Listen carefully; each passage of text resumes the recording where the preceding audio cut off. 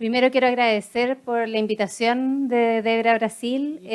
Siempre es muy emocionante poder Debra participar Brasil, é sempre con muito bom poder Debra, tanto en mi participar, país como tanto no meu afuera. país quanto fora dele.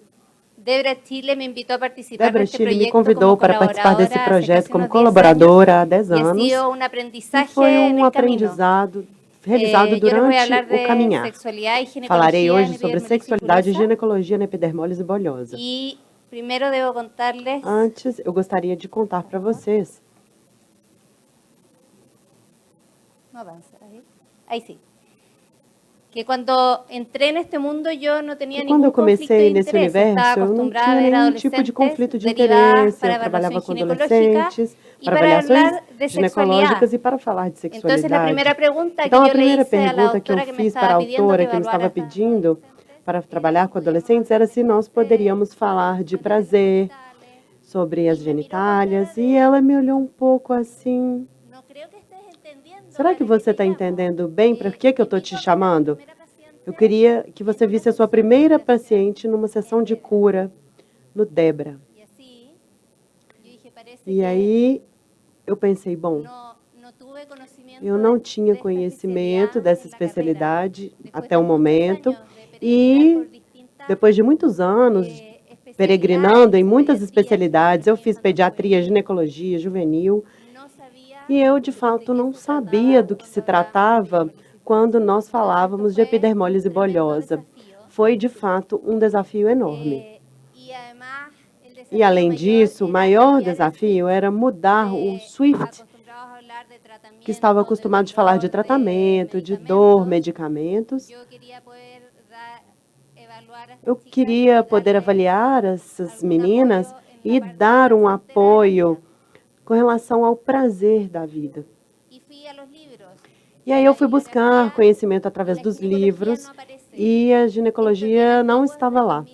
Isso aqui é de 2005 e 2007, por exemplo, nada mudou. Sem que a ginecologista aparecesse dentro da bibliografia recente do manejo epidermólise bolhosa, o manejo integral. Estas são as pacientes. Nós fomos vendo à medida que elas iam sendo apresentadas, sem derivações específicas, entendendo as necessidades específicas de cada uma delas.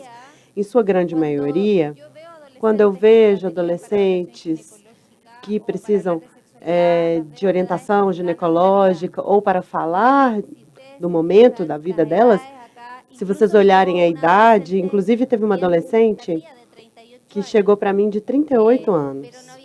Ela nunca havia passado por um ginecologista. Elas sempre estão acompanhadas de suas mães ou cuidadores diretos. E eu fui uma das primeiras profissionais de saúde que pediu à sua mãe que saísse do espaço para falar particularmente com a paciente. É difícil cortar o cordão umbilical de uma mãe que está há 38 anos por conta de cuidar de sua filha. Com relação às questões específicas avaliadas na ginecologia sobre a menarca tardia, por razões multifatoriais, existe muita desnutrição, atraso no desenvolvimento da puberdade e existem muitas razões. Os desejos das mulheres que buscam uma consulta, cada uma tinha um, e havia o desejo de manter uma normalidade de ciclo. E outras não queriam ter ciclo devido às complicações ao usar produtos higiênicos. E aí haviam várias com dificuldades com o uso, por exemplo, de absorventes. Nós não temos nenhuma evidência com relação ao uso de outros produtos. Hoje, sim, existem os coletores menstruais que nos ajudam muito, mas, por exemplo,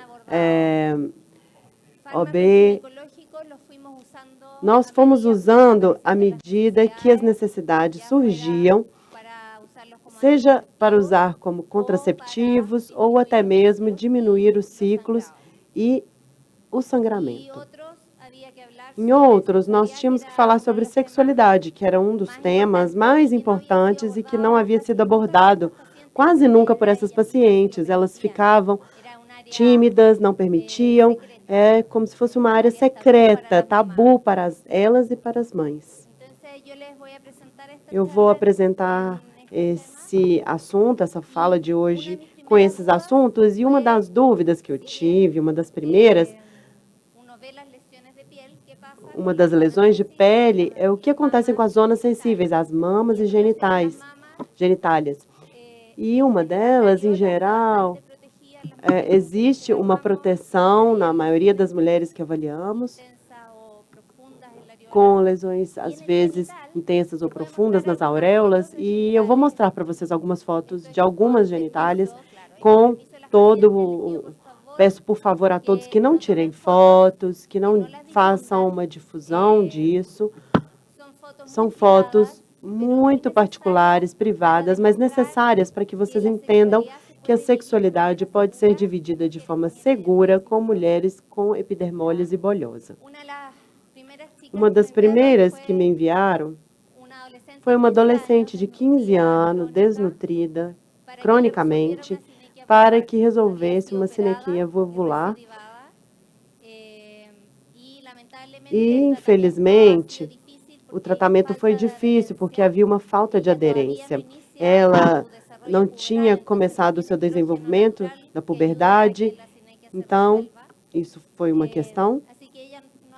Ela não se deu muito bem. E as outras adolescentes tinham todas lesões de diferentes categorias na pele em volta do genital. Vocês podem observar que a mucosa genital, e aí eu digo isso para as adolescentes, está feita para o trauma, para o parto. E para que possa haver uma melhora completa, tem que ter a cicatrização. E é lamentável quando se fala de abuso. Em outras condições, o estrógeno protege a mucosa genital. Se vocês observarem, não existe, talvez poderiam diminuir um pouco a luz, por favor? Não existem lesões na mucosa da genitália. E isso foi interessante para explicar que certamente eles poderiam explorar a sexualidade de forma segura. Essa é uma adolescente que consultou após ter tido um coito único com um desconhecido, coisa que não era muito saudável, porque nessa história de explorar, acontecem com as adolescentes e com EB, e, bom, é sempre um desafio. Essa aqui é outra mulher, e o que nós queremos mostrar aqui é que ela tinha uma lesão diferente na região da genitália, um aumento de volume, e isso foi crescendo ao longo do tempo. Foi realizada uma biópsia e se identificou o vírus papiloma. Sem contato sexual, sem abuso, nada. Era o vírus papiloma de pele, uma mulher que estava sendo cuidada por cuidadores, e aí talvez o cuidador teria o vírus papiloma na mão, e dessa forma ela adquiriu. O manejo menstrual, geralmente, não foi um grande problema com as adolescentes que nós encontramos, mas se relaciona muito ao estado nutricional delas e também ao grau de anemia que elas possam ter ou que precisem otimizar. Com as perdas menstruais, que às vezes podem ser normais, pode influenciar na quantidade de perda de sangue e, portanto, pode acabar eliminando alguma fonte de nutrição. Com relação à puberdade, a maioria tem puberdade mais tardia, a menarca tardia, e isso é similar à população normal quando são neutróficas ou no limite. Mas 50% não desejam menstruar. Estes produtos são habituais, utilizados por mulheres que sentem o incômodo de usar absorvente por vários motivos. Não são produtos que nós possamos recomendar de forma segura, ou que exista uma bibliografia ou uma evidência para indicar para pacientes com epidermólise bolhosa. Com relação à sexualidade, o início é tardio. Das pacientes que eu avaliei, uma teve um coito não protegido, com um contrato feito através de rede social, em um lugar desconhecido, viajou 150 quilômetros, imaginem, para conhecê-la, teve um coito não protegido, e a mãe, no dia seguinte, a levou pedindo que dessem a ela a pílula do dia seguinte. Não é o ideal. O ideal é que a sexualidade seja saudável, segura e que seja com prazer. Outra paciente que eu tenho, então, um companheiro estável, o segundo, com o primeiro parceiro já teve períodos longos de sexualidade sem nenhum problema, sem nenhuma dificuldade. A terceira paciente só tem exploração no mundo virtual. No mundo virtual ela já teve companheiro, marido, tudo. E ela sofre muito quando ela é abandonada nesse mundo virtual, mas ela nunca se atreveu a explorar a sexualidade de fato presencial, ou com uma pessoa real. Nenhuma delas falava de sexualidade na casa delas. Era um assunto que era um tabu. Nenhuma delas se masturbava. Ou nenhuma delas se masturba e elas não sabem sobre lubrificantes. Eu não tenho resposta quanto a lubrificantes que podem ou não ser usados. Porque quando eu perguntei no time, na equipe da Débora, quais lubrificantes podiam ser usados, esses que são vendidos em sex shops, e eles disseram para mim, não. É melhor tentar com vaselina ou alguma outra coisa, dessas que são usadas para cuidados da pele. O pior de tudo é que não há projeção quanto a uma sexualidade, uma vida em casal. Isso a gente devia estimular, da mesma forma que a gente tem que se preocupar com elas não terem dor, também tem que ter a preocupação com a questão dos prazeres da vida, da parte prazerosa da vida, da projeção futura para isso. Aqui tem uma publicação de 2021, se eu não estou enganada, é de um grupo que começou a trabalhar um pouco antes da pandemia, e eles estão tentando elaborar guias de manejo em sexualidade. Aqui foram estudados artigos para ter um protocolo de manejo sobre a sexualidade,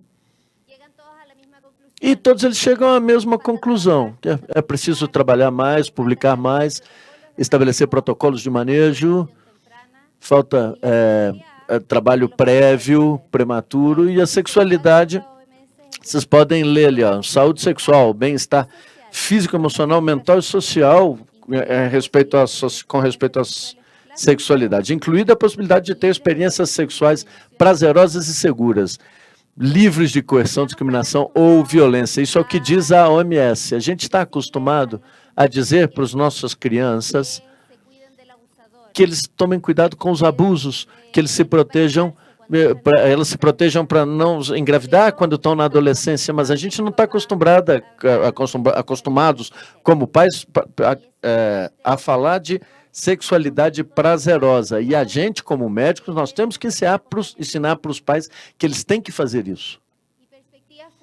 Perspectivas futuras, claro, é preciso trabalhar de forma precoce com as famílias sobre as mudanças na puberdade, sexualidade.